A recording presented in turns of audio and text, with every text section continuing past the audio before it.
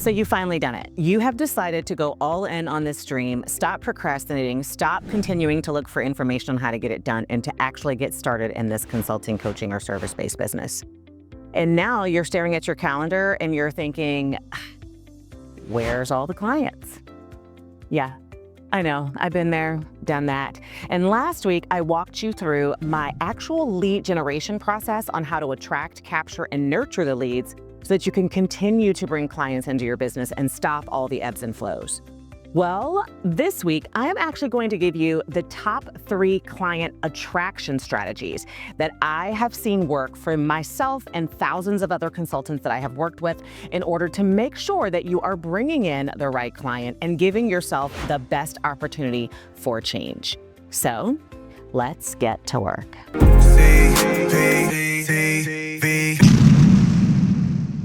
Okay, so I get it. You are a new consultant. You are still building this business, but you want to make sure that you are checking the box of, yeah, I can do this by actually getting some clients. And you feel the most overwhelmed at this phase in your starting your entrepreneurial journey because getting clients isn't the easiest thing, right? I have tried hundreds of different strategies in my 25-year consulting journey, and it's not always easy. I mean, I started way back before there was social media, before there was internet, before there was content, before all of that stuff. And so I know what it's like to do the old school method, and I also know what it's like to do the new school method. But I can tell you the top 3 that I use that bring in the most results are kind of a combination of the two. So let's dive into the 3 strategies that you have to do as a coach, consultant, or service provider if you want to drive leads into your business, if you want to expand your client base, and if you really want to show yourself that starting this consulting business is the right thing for you. Let's dive in. Now, before I dive into these 3, I want to let you know that if you want to go deeper, if you really want to work with me on how to create this consulting business and how to get your first few clients and how to ultimately drive revenue into your business, you are going to want to check out my Consulting Startup Builders Club. But before you do that, I want you to dive even deeper into understanding what the steps of starting this consulting business truly are in order. Because my Consulting Startup Builders Club is not for the faint of heart. It is for those who are ready. And in order for you to know if you're ready, you really need to see the entire roadmap. So check out my Scratch to Freedom roadmap. It is a full 1-hour training on all of the steps that are involved in order to actually start this consulting business. Check it out in the description in the comments below, or you can check it out at this link right here and set aside the time to get the full training because this is my chef's kiss. I've gotten so much great feedback on it. And before you can become a member of my club where I actually work with you on starting this consulting business, you got to know that this is what you want to do and what you're in for. So let's dive into my top 3 strategies that drive the most leads into my consulting business so you can have an idea of what you need to do, because if you're not doing these 3, you're not going to get the amount of clients that you want. Now, the first of my top 3 is, and these really don't go in any order, or they kind of do because my brain works in order and you know it, is content marketing. Content marketing, you can actually do both online and offline, because if you've been doing any research at all, you know that there are 2 main ways that you are going to be able to market your business as a coach, consultant, or service provider. And there's online ways and there's offline ways. But content marketing is the first one because you need to and understand how to do both of them in both ways, both online and offline. And content marketing is really how you're going to want to build trust. It is the best way to build trust fast. It shows people that you know what you're talking about and that you are an expert in the services that you provide. And that's literally what people are hiring consultants to do. They want you to be the expert. They are hiring you as someone who knows more about a particular topic than they do, and they are literally paying you for your intellectual property and your expertise. And the only way that you are going to be able to exhibit that so that you are at the forefront of someone's mind when they're having a problem or have a challenge and they're looking for someone to help them solve them is to continually and consistently put out content that shows your expertise.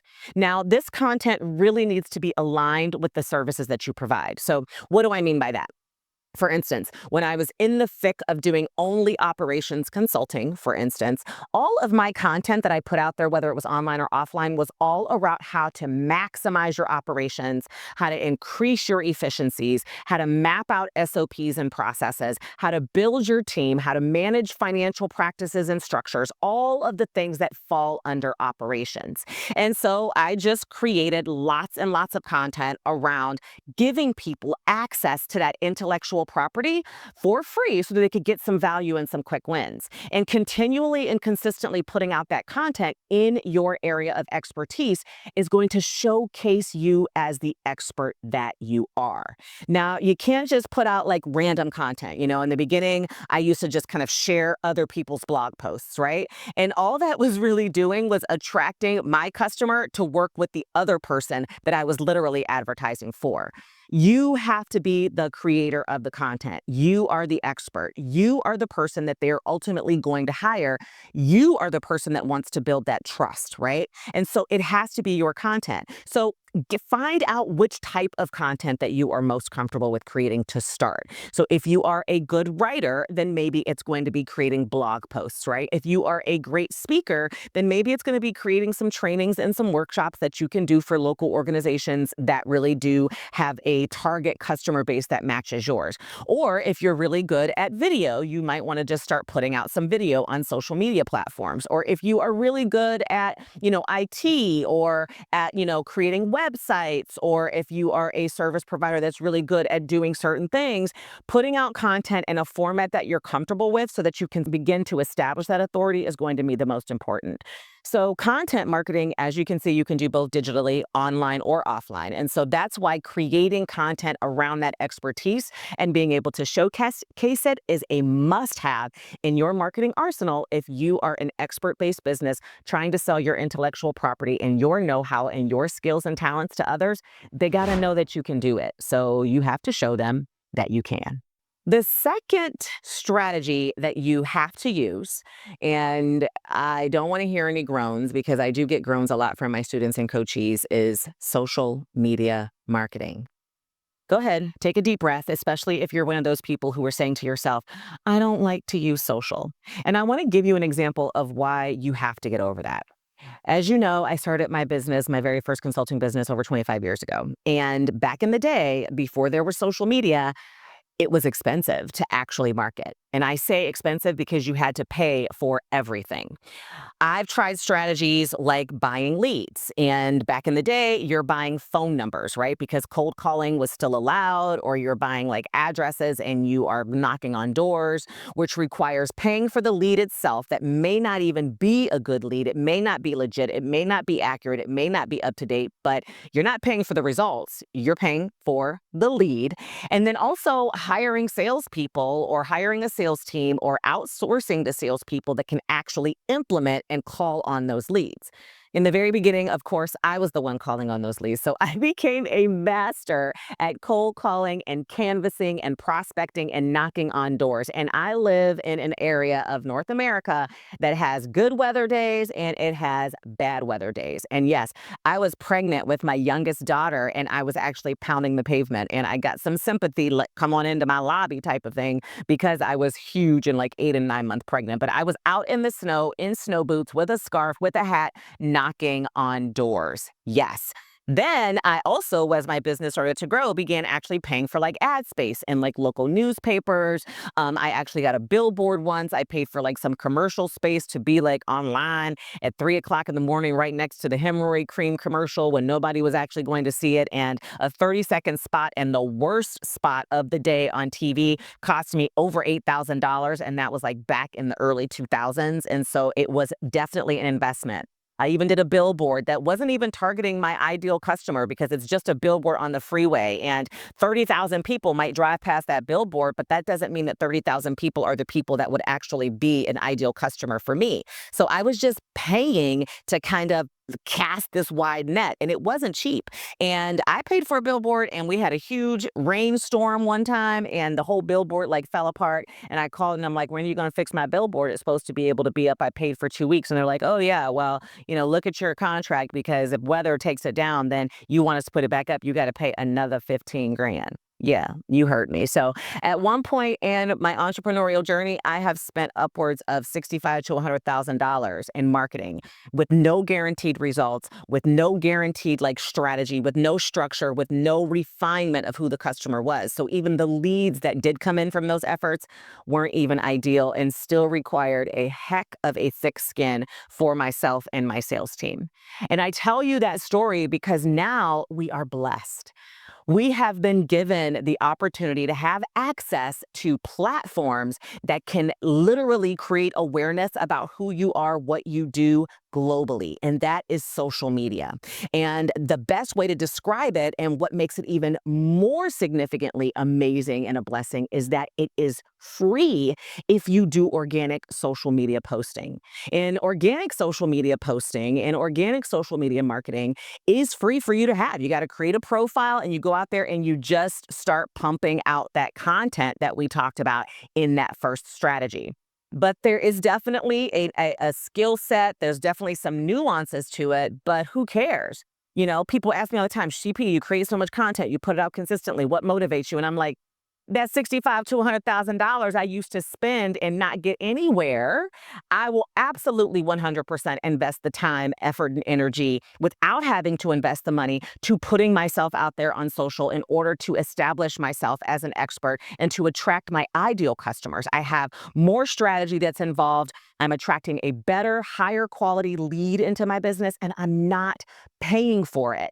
So, unless you've had the experience where you have to actually spend money in order to grow your business, you won't really value the benefit of not having to spend money. So, if you're one of those folks out there that says, I don't like social and I don't know if I want to do it and I don't know if I can be consistent, I got to keep it real. It feels real like spoiled because you are spoiled, right? You don't know what it's like to not have. And so you are not taking advantage of what you do have.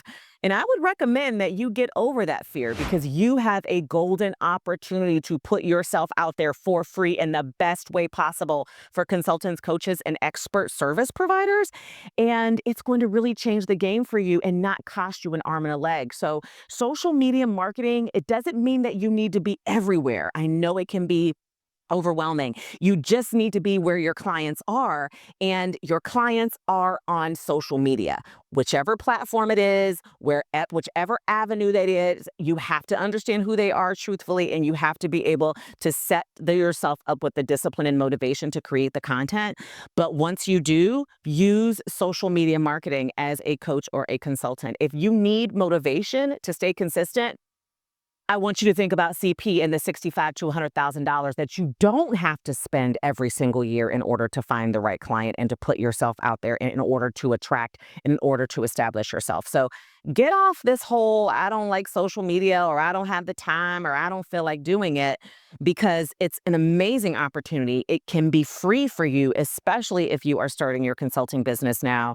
It allows you to engage with your client and it can focus on the relationship building that you need in order to really be established as an authority. So you have to incorporate social media marketing into your top three strategies. It is going to be critical.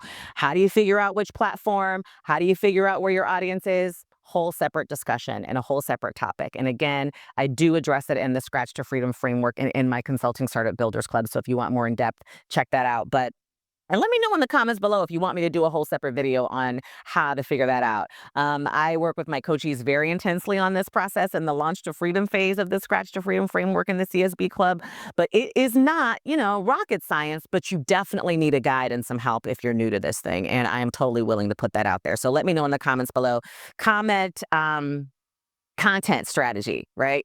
And I will see enough of those content strategies. If I get enough of them, I will create a video for you guys walking you through what that looks like as well.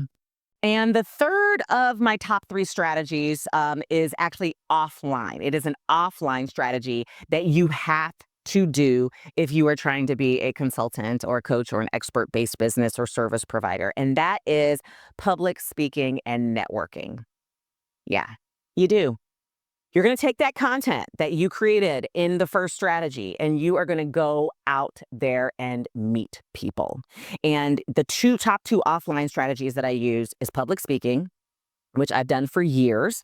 I used to do it for free as a major component of my marketing strategy. And the second one is definitely attending networking events and being very, very strategic in where I show up personally to make sure that I am optimizing and maximizing my time. Those two things have to be incorporated into your client attraction and marketing strategies. Again, in working with me in the CSB Club, we get very detailed and in depth on how to do that because I think that they are amazing strategies and they really do generate very warm and hot leads. Pulling out your Rolodex is a form of networking. Networking doesn't always have to be tied to getting dressed up and going to an event. And I need you to get that out of your mind if that's what you're thinking, because networking also includes utilizing the relationships that you've built in your current corporate career or in your current corporate or past corporate jobs in order to reach out to people and start having a conversation around what their needs are and about this entrepreneurial journey that you are embarking upon. But those are two things that you are going to consistently do. I have been doing them for 25 years. I will continue to do them forever. They are great strategies around getting clients and marketing. Public speaking, if you're just starting out, a little hot tip is, creating some content that showcases your expertise, identifying chambers of commerce or, associations or groups in your area that have your ideal client in them. Okay. Don't just do it willy nilly unless you just want to practice.